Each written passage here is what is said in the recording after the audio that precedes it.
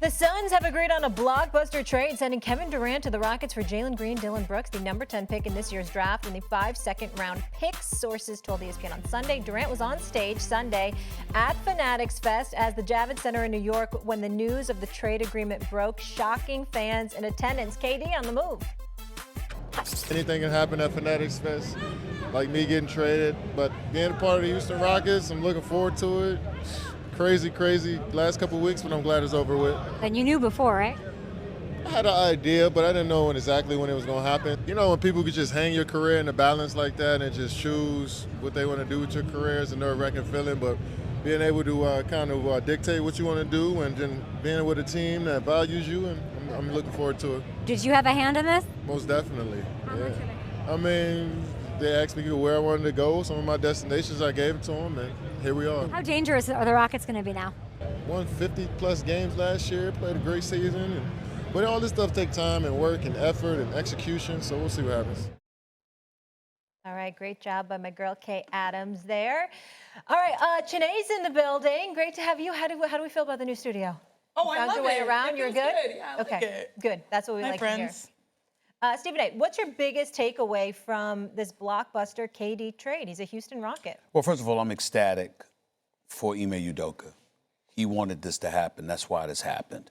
Because I can tell you that Tillman Fertitta and others had their reservations, but Ime did not. And he wanted this, and so they believe in him. They believe in his vision, and they were going to do what he wanted them to do, and he wanted KD. That's number one.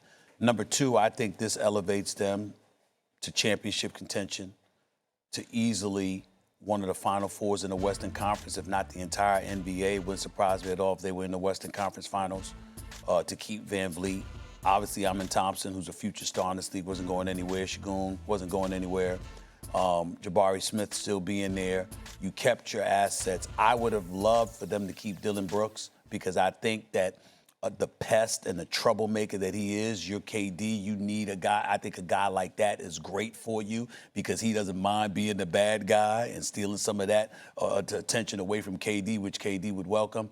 But I think ultimately what this comes down to is us being reminded of the greatness of the player that just got traded.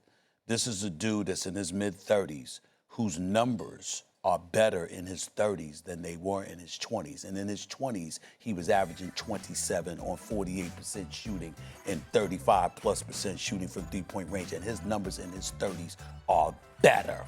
That's who the hell KD is. And the one thing we looked at, Houston, in terms of what they were lacking, was a number one offensive option. When everything falls apart, get this person the ball and move the hell out the way. Well, they got it now. His name is Kevin Durant, and he is no joke. The Houston Rockets, I'm telling you right now, they are instant title contenders. No argument for me, you guys. Where you Houston. from? Yeah, I'm from the H, baby. It's a good day to be from the H. Okay, before you mentioned numbers, and you know I'm the numbers girl because men lie, women occasionally lie, numbers don't, right? So, yeah, you heard me correctly. Occasionally. I like that. Thank you, period. Ain't that something? Before I get to the numbers. I love that, Ain't actually. that something? That is unreal. Well, go ahead. We're going to get One back to word that to another describe day. this, it's trill. Do you know what trill is? You like barbecue, you like Tex-Mex, you like Nigerian food, you like jollof, you like egusi. We're going to Houston. Okay. Pack your bags. We're going to Houston next year because we're now box office. We're box office. Okay. I was really excited about what they did this year, but adding KD to me is everything. Now, I know the 5 second-rounders might give some people cause for pause. The number 10 pick might give people cause for pause. second rounders. No, I know, but everyone's like, oh my gosh, that. you gave up so much. I was like, Nobody's no, phased by actually, yeah, I agree. The numbers to me that matter. You talk about a few things, and I went and crunched them. He shot 49% on jumpers last year, best in the NBA. Do you know where the Rockets were in that category? 22nd. 27th. They said 53. 22nd 22nd in half-court offense. Got you. 53% on mid-range. The Rockets were 24th in that category. If there is one player perfectly tailored to address, fix, heal all of the Rockets' needs, a team that was starved for offense in the postseason, their defense is already championship caliber. We always have found that teams that are top 2 in both offense and defense have a great shot of winning an NBA championship. Defense is already there. It's their offense that they had questions about. And the crazy thing is, I'm glad we're not worried about those second rounders and the picks. And I know Dillon Brooks and Jalen Green, that's really tough because they have a lot of potential and upside. But overall, you retain Alperen Şengün, Jabari Smith Jr., Reed Shepard, who a lot of people thought would be attractive. My favorite player. You know how everyone has like favorite players? Amin Thompson. That's my favorite.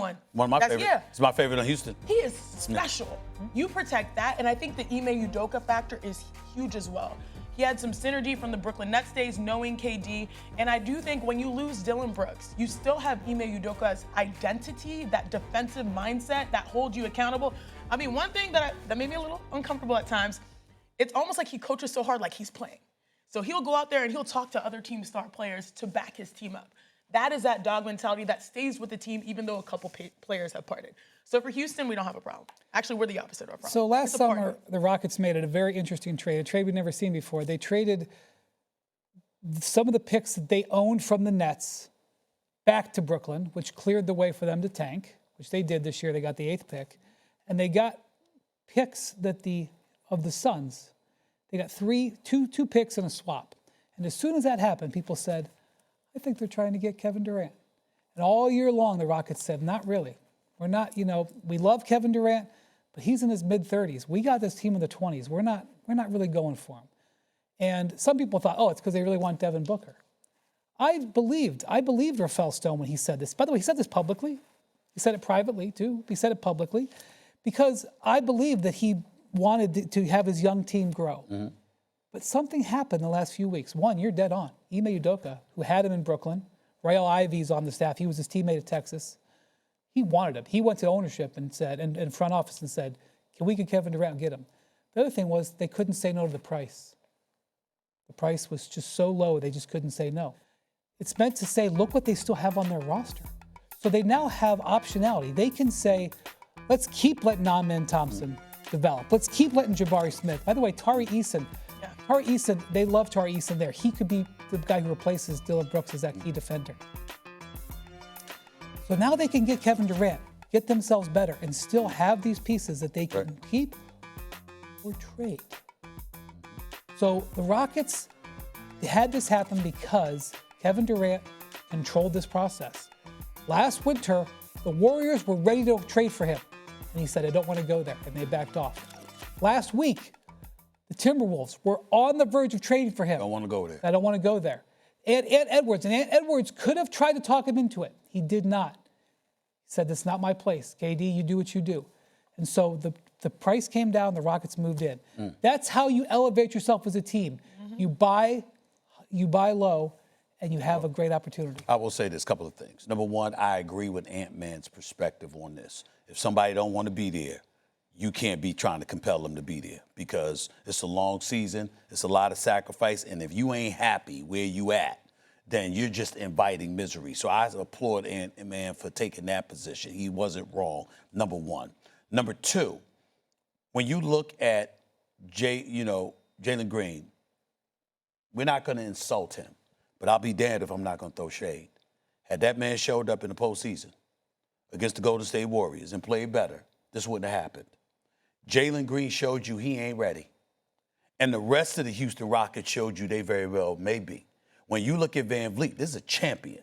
When you look at Amin Thompson, that brother, as young as he is, only in his second year, plays like a champion. You see the dog in that brother? He ain't running from anything. That brother shows up. Shagun can ball now. Draymond Green ain't somebody that's easy to play against now. You understand what I'm saying? But they showed up. And Ime Udoka, I consider to be one of the top 5 coaches in basketball. I just think he's phenomenal. I really, really believe in this brother. You had to do that because if you're the Houston Rockets, if you don't make a deal like this, then you're relying on Jalen Green. Now, Jalen Green, just so you know, in case he's watching, my brother, you got talent. We all know you're young, your athleticism is off the charts, etc. You got to work on developing a consistent jumper. You're too streaky. But in 5 of the 7 games, the brother scored in single digits. That is unacceptable. Now, something along the way. Now, I'm not getting into people's personal stuff because I'm not implying anything. I'm just simply saying when you see somebody's game and it's predicated on athleticism and there's almost no growth, no development, it does make you wonder, what the hell are you doing when you ain't playing the game one of them 82 nights? Are you working on your game? Do you understand that this is a job and a responsibility? There are a lot of people in Houston and in the NBA that look at Jalen Green and rave about his talent, but they say his focus focus needs to get better. So my point is, you can't afford to have that kind of question mark if you're the Houston Rockets now, because you're not developing. You believe you're here. You believe you can beat OKC. You could beat Dallas. You could beat Minnesota. You could beat Golden State. You took them 7 games. You believe you can take them. And Kevin Durant erases that question mark. It ain't about belief and wonderment. It's about, oh, hell yeah, we expect now because KD's in town. That is why you did this. One thing I want to point out. KD's in the last year of his contract. Yeah. Let's see what happens contractually with Houston. They're going to give him 2 years. 2 years, 120 plus million. They're going to give it to him. They're going to give it to him. Look at me. They're going to offer it to him. Now, I ain't telling you what he going to do, because Lord knows we don't want to tell KD anything. That's correct. We want to make sure KD understand. I mean, if you said Kevin Durant, and then you said Kevin Durant Jr. or Sr. or something like that, you'd be like, how you know? You know what I'm saying? So that's how he would do it. So no, we're not going to say anything. But I will tell you this. They're going to offer him that money. Because Fred VanVleet, they can make him a free agent. It's a team option. They got to make sure to take care of him. You're going to get Kevin Durant. You got to make sure Fred VanVleet's taken care of. You got these young guys you got to pay. Mm-hmm. So the Rockets have to keep an eye on that. Yeah. Stephen A., you were just listing a couple of contenders in the West, and immediately I thought of cinema. Can you imagine, obviously the Rockets finished second without KD. Now you add someone who the last 3 seasons with Phoenix, 27 points per game, 40% shooting from 3. Now you have him as a member of the Rockets maybe going up against the Oklahoma City Thunder. I mean, like, the West is super interesting, super compelling. And I do think that top 4, I'm not going to say, like, people said, oh, are they the favorites? Absolutely not.